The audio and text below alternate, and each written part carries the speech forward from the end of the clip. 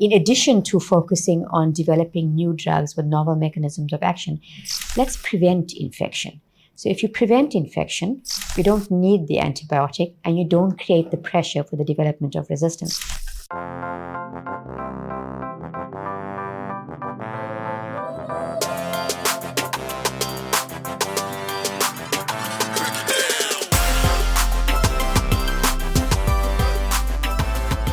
Hello, and welcome to another episode of Break It Down Podcast. I am Chibike. And I'm Asari. Thank you so much for tuning in. Today's episode brings you an incredibly important conversation from the International Congress on Infectious Diseases in South Africa. That's right. At the Congress, our Director of Programs, Dr. Kemisola Agbaoye, had the opportunity to sit down with a leading expert in antimicrobial resistance, Professor Sabiha Essack. Yep, she's the South African Research Chair in Antimicrobial Resistance and One Health, as well as a professor in pharmaceutical sciences at the University of KwaZulu-Natal. Antimicrobial resistance, or AMR, is a global issue that threatens to destroy years of progress in medicine. So imagine having a solution that works effectively to address a problem, and then suddenly the solution becomes powerless against the problem. That's pretty much what antimicrobial resistance is. So antibiotics that are effective against bacterial infections are now becoming useless. It's a very dangerous situation. So True. Professor Essack shared useful insights into how we can address this challenge, even in places where resources are limited. Yeah, true. Remember, this is still another format of the Break It Down podcast, where we bring you conversations we've had with public health leaders and policymakers working in Africa and across the globe, really. Because there are lessons we can always take on from all of this. The idea is to share and promote cross-learning. You can also watch these conversations really on the Nigeria Health Watch YouTube channel. Yep, so let's jump right in and hear from Professor Essack. Hi, Prof. Hi. Good afternoon, and thank you so much for doing this interview at the International Congress on Infectious Diseases. I've read so much about your work. You've been doing this for years. You're on the SAGE Advisory Working Group with the WHO, and you have done quite a bit of research on AMR. Both for South Africa, you've supported countries with developing AMR national action plans. So given the unique challenges that we have in Africa, what would you say are some of the key ways that we could strengthen surveillance systems and help tackle the huge public health challenge that AMR is? So thank you very much for the opportunity. It's a pleasure to be here, and it's a pleasure to be able to speak on behalf of Africa and our unique challenges. So the two key indicators for success for me in terms of mitigating AMR in Africa would be political championship and domestic funding. When it comes to political championship, we need the ministers of health, agri-food, and the environment to come together to collaboratively work on developing and implementing national action plans on antimicrobial resistance, because antimicrobial resistance is so much more than a human health issue. It is detrimental to the health of humans, animals, and plants. It causes toxicity to the environment. It affects food security and food safety. And it really has an impact on the economies of the country. So we need the political leaders to come together and really motivate and champion for AMR. The second aspect is the funding aspect, and we will always be constrained. Every health system will be constrained when it comes to funding. And in Africa, we have so many health priorities that it becomes really difficult for us to choose one above the other. There's no new money, unfortunately. And so what we have to be is strategic about using existing funding that is related to AMR in some way to be able to also answer the AMR challenges. So if we think about universal health coverage, if we think about the national drug policy, if we think about standard treatment guidelines and the essential medicines list, all of these have funding associated with them. And that funding could also answer some of the AMR challenges. When we think about the highest burden of disease, infectious diseases in Africa, we think about HIV, TB, and malaria, the big three. All of these are vertical programs, and they already have very strong surveillance infrastructure. So why don't we piggyback on that and also do some kind of surveillance for AMR. We all test our water quality. We have wastewater surveillance for polio. We've got wastewater surveillance for COVID-19. What is stopping us from filling up one extra bottle to also ascertain what the AMR problems and the concerns are? So we have different pots of money that can also address the AMR challenges. And I spoke about some of the programs and systems that are there in human health that can also be leveraged for AMR. Similarly, we have programs in animal health, food safety, food security, biosecurity, port health. And in terms of the environment, we test our water quality. We have wastewater treatment plants that we have to have the efficiency tested of. So all of these things can also be used to address the AMR challenges. I want to specifically speak to the wastewater-based surveillance of polio that we conduct in our countries, as well as the wastewater-based surveillance of COVID-19. And this also gives us an opportunity to look at monitoring antimicrobial resistance. This is going to give us an idea of what the population level challenge is. So it won't tell you that this antibiotic will work for this patient, but it will tell you that you have increasing or decreasing levels of antimicrobial resistance. And if a hospital is using a particular antimicrobial class, then it should perhaps consider changing it if we are seeing escalating resistance to that particular antibiotic. So yes, we do have challenges, but we also have several programs in place that can be leveraged to also address AMR in Africa. Thank you so much for that. You're right. In terms of leveraging the existing funding, for example, Nigeria has a new action plan on AMR, and it's costed, and it's about $77 million. When I first saw that, my first thought was, how are we going to get this money? How do you get the money to actually implement the plan and then measure progress over time? So what you said about leveraging existing programs, I think that's really spot on. But can you speak a bit to how countries learn from each other? How can we share data and resources? Sure. So besides the countries having to find their own domestic funding to be able to address AMR, we do have external funding. So you're well aware the Fleming Fund has invested a lot of money in surveillance systems in low and middle income countries. They've generated data, and there is an effort to share this data by regional programs of the Fleming Fund. For example, the Measuring Antimicrobial Resistance and Use program, or the MAP program in Africa. The idea is firstly is to make sure that the data that we generate is quality assured data, so that we have robust representative data that is giving us a correct picture of AMR in our countries. And this really has to deal with quality assurance and making sure that the data is quality assured and it's giving a true representation of the work. You would have seen a number of publications that speak about the concerns related to AMR data in Africa. The Fleming Fund MAP project that I spoke about looked at some 800,000 records from 205 laboratories and found that only 1.3% of laboratories actually did bacteriology. And of those, most of them did less than 1,000 antimicrobial susceptibility tests. And so the data that we're getting out of Africa is very skewed. So first of all, we have to make sure that we get quality data, and then we have to find ways in which they can be standardized and so comparable across countries. Now, the GLASS platform, the Global Antimicrobial Resistance and Use platform, is a good platform where everything goes into a central database. But all the steps before that platform, in terms of the sampling framework, the quality assurance, the type of laboratory processes, etc., also have to be harmonized and standardized. So we're comparing like with like. The Fleming Fund has invested money, is investing in people, building the capacities, investing in infrastructure and systems. The true challenge is then for the countries to run with it afterwards and to upscale and include more labs in the surveillance process. So we have external funding. It's going to end. Ultimately, it will. We have to look up to domestic funding to be able to pick up the slack.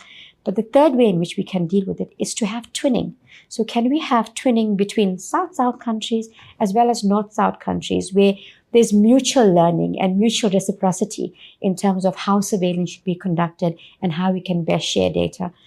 There's always a concern about sharing patient data and highlighting problematic areas, which then have an impact on tourism, especially if it's medical tourism, etc. So it has to be a very considered and nuanced way in which data is shared and used, so that it does not disadvantage the country in any way. Right, absolutely. And you've done quite a bit of research on molecular epidemiology, genomic surveillance. What would you say are the key innovative lessons that have come out of those studies, and how can they be applied across Africa? Sure. So we always think about antimicrobial resistance as a quintessential One Health issue, because it exists and it's transmitted between humans, animals, plants, and the environment. So my work at the University of KwaZulu-Natal in Durban, South Africa, focuses on AMR and One Health. And what we've shown is that we've shown similar bacterial species, we've shown similar antimicrobial resistance genes, and we've shown similar mobile genetic elements that exists in food animals, in humans, in water and soil environments, plants, etc. But what we haven't shown is what are the transmission dynamics and the directionality. Do they go from humans to animals, or animals to humans, or environment to humans and animals? And this is what we're focusing on now. So we know exactly where the hotspots are and where we can break the chain of contagion so it doesn't spread anymore. So that question has not yet been answered, and we're working to answer that at the UKZN. We're looking at it in terms of whole genome sequencing and bioinformatics, as well as metagenomic sequencing. And hopefully watch this space, we'll have some answers for you in the next 6 months to a year. That sounds amazing. In terms of this sort of research and scalability across Africa, or what are your thoughts on capacities within the continent? So I think that the priority should be simple microbial culture and susceptibility testing that is easy to accomplish. It's relatively less expensive than the genomic aspects of it, and it gives us the answer that will allow us to optimize the treatment of people that are ill. So I would like for us, in the first instance, to focus on the phenotypic aspects, simple laboratory capability to do microbial culture and susceptibility testing of the most common bacterial pathogens. Genomic surveillance gives you lots more information in terms of what types of resistance genes there are, where they are carried, are they mobilized, are they co-carried with other resistances, etc. But this is, for me at the moment, this is a nice to have. So let's focus on getting an idea of what the nature and extent of AMR is, to be able to treat patients correctly, and then we will go into the genomic capabilities as well. Again, the Fleming Fund is funding a lot of the genomic aspects as well, and we have built capacity. We have centers of excellence in almost all African countries, and we now need to learn from each other, share all of our expertise, what has worked, what hasn't worked, and learn from each other to make sure that we optimize our systems, both in the phenotypic aspects as well as the genomic aspects. Yeah, thank you so much. And South Africa has been at the forefront of, the AMR fights. You head the technical working group on this. What are the key lessons from South Africa that other countries can take up? So South Africa has a national action plan. It started up, the first national action plan was published in 2014. That was very human health focused. We then brought in the animal health sector, and then we had an updated national action plan. Our current action plan expires at the end of this year, and we're in the process of developing another one. So maybe I'd like to just speak to the progress in terms of the 5 strategic objectives of the Global Action Plan. So strategic objective 1 speaks about education and awareness. And in terms of awareness, we started up the Antibiotic Guardian program, where healthcare professionals, civil society, farmers, food producers, veterinarians, all of them expressed an intention to address AMR in their own personal capacities. It was a voluntary, I am an antibiotic guardian. It was sort of a predetermined set of commitments that people signed up to. So that was Antibiotic Guardian, based on the UK Antibiotic Guardian program. In terms of education, I can give you the perspective of the pharmacy sector. Our pharmacy council got together all of the universities that are offering pharmacy, and we got together to share what we were covering when it came to antimicrobial resistance, antimicrobial stewardship, treatment optimization, etc. And this was then included into the scopes of practice, and universities were asked to amend the curricula to ensure that AMR was upfront and prominently included in the pharmacy curriculum. So that was the strategic objective 1 on awareness and education. In terms of strategic objective 2, which is surveillance and research, the surveillance program was a voluntary program that was started up by the public and private laboratories under the auspices of the South African Society of Clinical Microbiology, which is now changed, and I think it's now the Federation of Infectious Diseases Societies of South Africa. And basically, it is lab-based surveillance where we analyzed all of the isolates that were processed in the public and the private labs and came up with resistance rates to different bugs. We focused on bloodstream isolates and cerebrospinal fluid isolates, and on the escape pathogens. So the escape ones being the ones that escape the activity of antimicrobials. We then set up sentinel surveillance sites in the public sector where they were doing a little bit more in terms of getting patient data, etc. And all of this is managed by the central data warehouse at the National Health Laboratory Services. And this data forms the basis of our surveillance reports.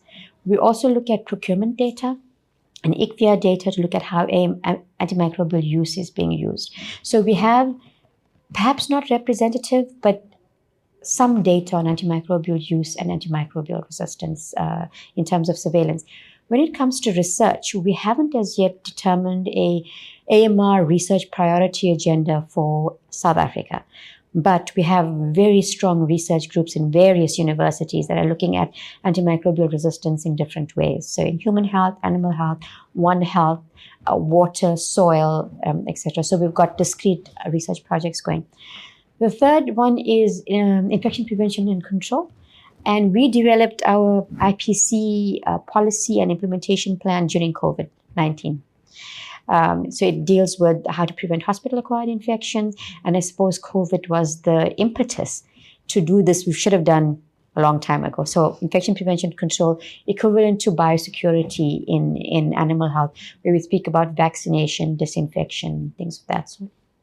So that's the third one. The fourth one is antimicrobial use. And I suppose our antimicrobial stewardship is the strongest, both in the private sector where hospital groups have done great work on it, but also within the public sector. We've got train the trainer programs where people in hospitals are trained and then they go back and train others within their hospitals. And so we have strong antimicrobial stewardship programs going. And then the last bit is the investment case and research and development. Again, we have discrete, mostly academic institutions working on new drugs, novel entities for against bacteria, viruses, fungi, and parasites. But South Africa, like other countries, is struggling with dedicated funding for AMR. And so my next suggestion to the National Department of Health is start thinking about strategically using related funding. And let's draw on existing funding and repurpose it to also answer the AMR challenges in the country. So I did 5 strategic objectives and what progress we've made in that. I think that human health is far more advanced than animal health, and environmental aspects are lagging behind. But that is the norm in high-income countries as well as in low and middle-income countries. So we'll get there. It's just making sure that we are slow and steady and achieve a common goal. Great, thank you so much. Well, final question based on what we had agreed is your work in looking at the application of vaccines in tackling AMR. Could you share your thoughts on this? So for every drug that is currently in clinical use, whether it's for humans or animals, there's already resistance to it. Resistance is a normal evolutionary process. So whatever drug we introduce, the time difference may be different, the time lag will be different, but there will be resistance emerging to it. In addition to focusing on developing new drugs with novel mechanisms of action, let's prevent infection. So if you prevent infection, you don't need the antibiotic and you don't create the pressure for the development of resistance. And the 2 ways in which you prevent infection is having really good water sanitation and hygiene services, so clean water, good sanitation, good hygiene serve. And it becomes a bit difficult and challenging when it comes to our informal settlements, where we don't have necessarily sanitation services or access to clean water. And the second way is to use vaccines. So vaccines will prevent the infection. You won't need the antibiotic, and there won't be selection pressure for resistance. There's been a recent report by the World Health Organization in conjunction with IVI in South Korea and the London School of Hygiene and Tropical Medicine, where they did some modeling. And they said that if we could vaccinate vulnerable groups, we would save 500,000 lives and several million disability-adjusted life years. And if we make this a life course vaccination, including adults and children, then we would be saving millions of lives and hundreds of millions of disability-adjusted life years. So in addition to developing new drugs, we should also focus on preventing infection. And there's been lots of correlation between just improving water sanitation and hygiene will make a big difference in AMR. And according to another report by the WHO, it said it takes 60 US cents per capita to ensure that every healthcare facility has clean running water. And if you have clean running water, that's half your battle won. So prevention is better than cure in some instances. Absolutely, yes. And finally, what are some of the lessons from South Africa or any other countries that you've supported in tackling AMR at the community level? Seeing as in our context, most people access care at that level anyway. Yeah. We haven't done as much at the community level as we have done at the hospital level. It's easier to work within healthcare facilities than it is to work within the communities. So what has been important is to create an awareness and understanding of antimicrobial resistance at the community level, and to make sure that the people are aware of what antimicrobial resistance is, how important it is to use antimicrobials correctly, and how to not misuse them. We also have the problem of substandard and falsified medication, and antimicrobials are very highly reported in that kind of aspect. So we also need to make sure that we have quality antimicrobials and that there is regulation and enforcement to prevent the substandard ones being proliferating in the countries. So we are seeing more and more emphasis on antimicrobial stewardship in primary healthcare. There are models that are being created, and awareness and understanding becomes really important in that aspect as well. So we're working with primary healthcare workers, we're working with community healthcare workers, we're working with people within the communities to be able to raise awareness and move this forward. I think antimicrobial resistance is quite a difficult concept, but if we think about antibiotics as the medicine that we've all taken many, many times in our lives, and that these are no longer going to work or are losing their efficacy, we need to ensure that people understand we have to make sure that these medicines are going to be available for our children and our grandchildren in the future. And so we really need to take extra special care of them going forward. Thank you so much. That's our call to action at Nigeria Health Watch.